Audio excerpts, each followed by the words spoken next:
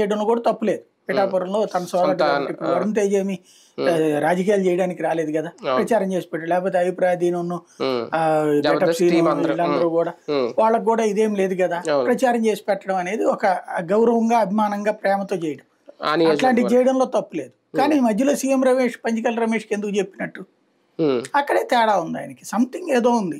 CM Ramesh అంటే కొద్దిగా పెద్దోడు కాబట్టి ఏదన్నా పని చేసి పెడతాడు రేపొద్దున జాతీయ స్థాయిలో. అంటే రేపొద్దున ఏదన్నా ఈయన గనక ఆ స్థాయిలో అవకాశం దొరుకుద్ది అనుకుంటే గనక రెడీ అనమాట. అది కాన్సెప్ట్. జనసేన టీడీపీ ఎన్డీఏలో కలిసినాయి కాబట్టి చిరంజీవి గారు బయటకు వస్తున్నారని అనుకోవాలా? సింగిల్ గా ఉంటే రాకపోవచ్చా?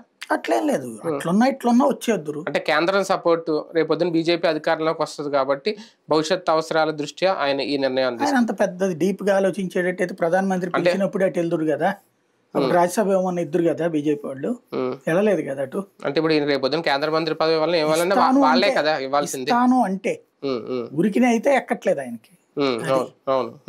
ఊరికినే గెస్ట్ గా పిలిచినప్పుడు వచ్చారు కదా ప్రధానమంత్రి మోడీ ప్రోగ్రామ్ కూడా, అట్లాగే కదా ఆయనకి. టీడీపీకి ఒక రకంగా మంచి అసెట్ అవుతుందా ఇది? టీడీపీకి ఏం సంబంధం ఉండదు. టీడీపీ అంటే పిఠాపురంలో టీడీపీ కూడా ఇళ్లతోనే కలిసి ఉన్నప్పుడు ఇంకేముంది. అంటే ఆ నియోజకవర్గం వరకు కూడా ఓటేయండి అని చెప్తే గనక అప్పుడు వాళ్ళకి అసెట్ అవుతుంది.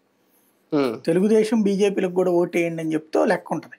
పవన్ కళ్యాణ్ గెలిపించండి అని చెప్తే దాంట్లో ఏం పెద్ద ఇష్యూ కాదు. వంగాగీతకి థ్రెట్ అని అనుకోవాలి నిజంగా. ఇప్పుడు పవన్ గెలిస్తే వంగాగీతకి థ్రెట్ అంటే ఈయన ప్రచారం అంటే గెలుస్తారా లేదని ఉంది. ఇప్పుడు పవన్ కళ్యాణ్ అయినా చిరంజీవి అయినా, ఇప్పుడు చిరంజీవి వచ్చారని చెప్పి కొత్తగా ఎవరన్నా ఓటర్లు మారతారా? అంత ముందు అయిన వాళ్ళు.